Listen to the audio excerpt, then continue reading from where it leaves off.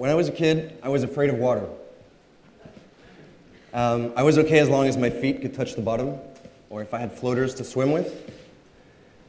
So in fact, I was afraid to dive. Let me tell you, that is not cool when you're Jacques Cousteau's son. I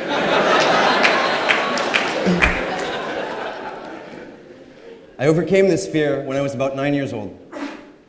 And the first thing you know, my father had strapped a scuba tank on my back and thrown me in the water.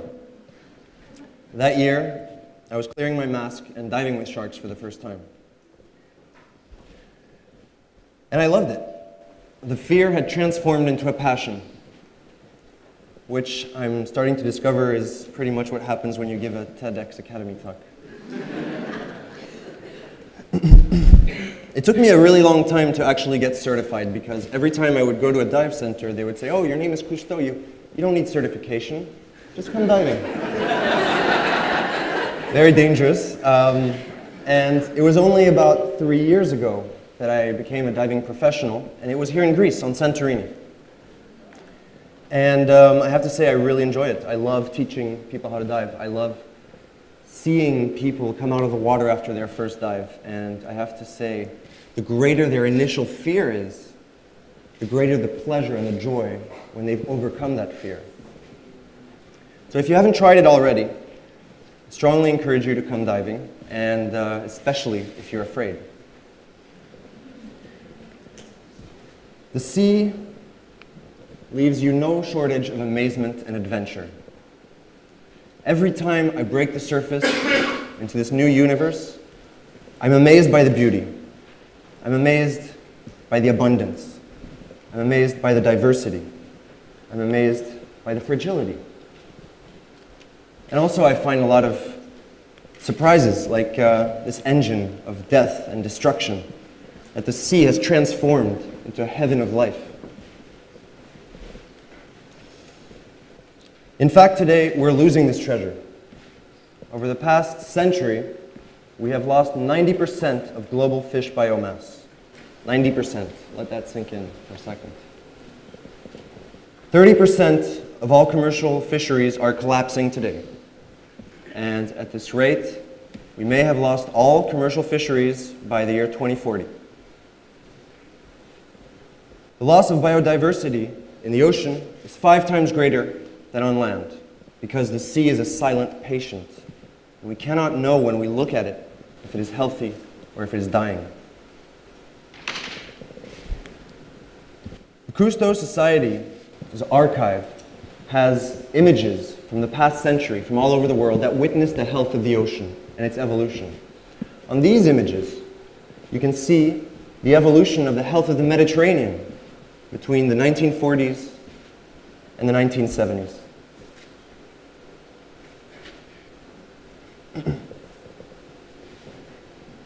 As you can see, it looks nothing alike. Pollution, overfishing, and today, ocean acidification are putting at threat these resources that have sustained mankind and all its civilizations for millennia, jeopardizing as well the livelihoods of hundreds of millions of people worldwide. And if you ask any diver, if you ask any fisherman, he will say the same story. Every year we have less fish. What will we do tomorrow? So about 3 years ago when I was on Santorini, I kind of put 2 and 2 together. I love diving. My name is Cousteau. Maybe I should do something about that. And so I decided to create Cousteau Divers. Cousteau Divers is a global network of divers and dive centers united to study and protect the ocean. Now there are millions of divers throughout the world, and we're taking their passion and transforming it into action. With each of these divers reporting observations, photos, and videos, we are creating a near real-time diagnostic of the health of the ocean.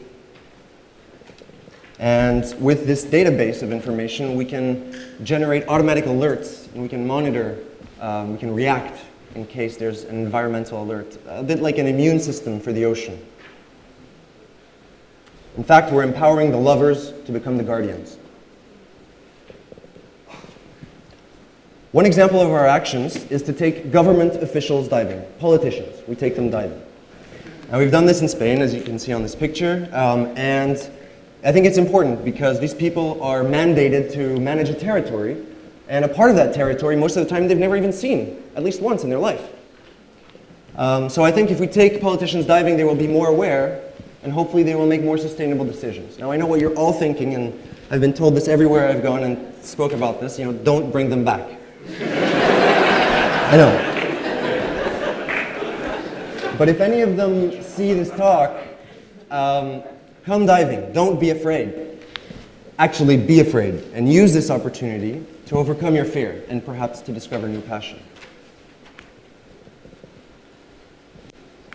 A second example of our actions is to facilitate and encourage the creation of marine protected areas. Now, this is what we're doing now in Santorini with the support of the Stavros Niarchos Foundation. And now I'm going to tell you a little bit about what is a marine protected area. And I'm going to do that by using the example of the Medes Islands in Spain, which is one of the most successful marine protected areas in the Mediterranean. Basically, a marine protected area is very simple. It's a place where you decide that you're not going to fish. Nothing else. So it's a no-take zone. So here in the Medes Islands, you can see in the green, is a place where you can't fish, you can't anchor, you can't take anything from the sea. And around this area, you have, in yellow, the place where the fishermen can go and fish. The traditional fishermen. And again, outside that, anyone can fish. So today, there's less than 5% of the world's oceans that are protected in this manner. Now, how does it work? Well, basically, inside this area where you stop taking, the fish populations reproduce really fast. And pretty soon, they're repopulating and developing very fast in this area. So what's in it for the fishermen is that they can fish outside this area. And after 5 years, you have an increase of almost 5 times the amount of biomass, the biomass of fish on average. And so the fishermen can enjoy everlasting fish stocks outside this marine protected area. So the excess fish will leave the area. So if you fish outside, you get fish forever. Now those two words usually don't go together, but that's what happens in marine protected areas. And they're very efficient. They've worked everywhere they've been tested. So not only is it good for the fishermen, it's also very good for ecotourism. Last year, and this is the Medes Islands again, in the Costa Brava of Spain, you can see, these have been protected for 20 years. And last year, the nearby town of Lestartit, which is in the background here, generated 10 million euros in tourism revenue related to the marine protected area. That's about 60,000 divers coming every year to enjoy the beauty of the sea. And many more snorkelers, glass bottom boat users, etc. So we can have the fish, we can enjoy the fish, to look at them. We can have everything in these marine protected areas. They're fantastic. So what about Santorini? Well, I love Santorini. Underwater, Santorini has very dramatic landscapes, very steep walls, caves, Posidonia seagrass meadows, but it's like a beautiful theater and all the actors are gone. The fish are all gone. Santorini happens to have one of the highest tourism pressures in all of the Cyclades. The Cyclades happen to have one of the lowest fish biomass in all of the world because of overfishing. And to this day, there is no marine protected area in the Cyclades. So I think there's a really big opportunity here for Greece to create marine protected areas, not just on Santorini, not just in the Cyclades, anywhere. Well-managed marine protected areas will generate substantial revenue from ecotourism.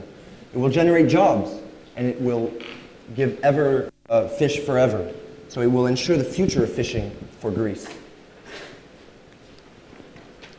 So next month in October, we have a team from the Hellenic Center for Marine Resources who's going to come to Santorini to make a baseline study and understand what exactly is the state of the marine environment in Santorini.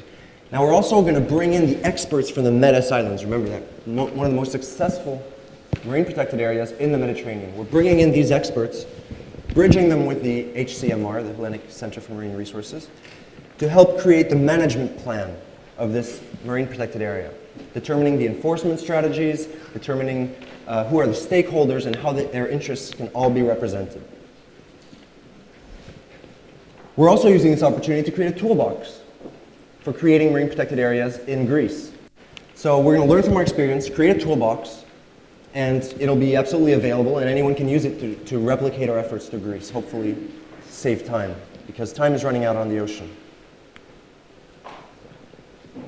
So marine protected areas work. Everywhere they've been tested. They work.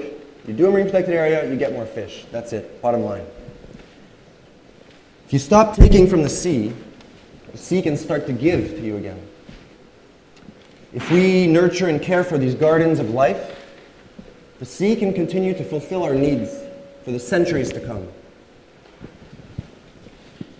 I was giving a presentation, a similar presentation in Canary Islands, and at the end of my presentation, a young boy came to me and he said, you know, if marine protected areas are so good, why would we protect just a little place here? Why don't we make our whole island a marine protected area?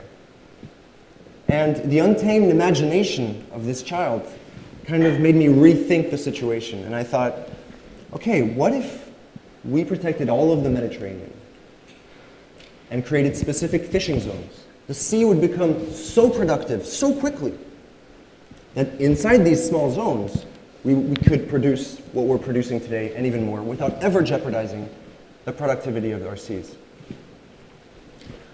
Let me finish with a quote from my father about the Mediterranean Sea from 1980.